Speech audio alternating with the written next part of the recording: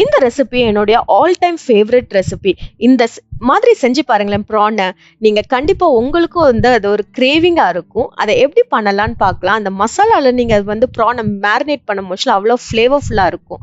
So இதுக்கு ஒரு mixing ஜார்ல சோம்பு, வெள்ளைப்பூடு வந்து ஸ்கின் பீல் பண்ணாமே நான் ஆட் பண்ணியிருக்கிறேன். கருவேப்பிலை ஒரு கொத்து நம்ம ஆட் பண்ணிக்கலாம். இது எல்லாத்தையும் வந்து ட்ரையா கிரைண்ட் பண்ணி எடுத்துக்கோங்க. இன்னொன்று ஒரு பவுல்ல சில்லி பவுடர், மஞ்சள் பொடி, உப்பு அண்ட் இந்த பேஸ்ட் க்ளோஸா கிரவுண்ட் பண்ண அந்த பேஸ்ட்டையும் நம்ம ஆட் பண்ணிக்கலாம். அதோட கொஞ்சம் ஆயில் ஆட் பண்ணிட்டு ப்ரானை நல்லா அந்த மசாலா படுற அளவுக்கு எல்லாமே நல்லா மிக்ஸ் பண்ணி ஒரு 1 hour மேரினேட் பண்ணிக்கோங்க.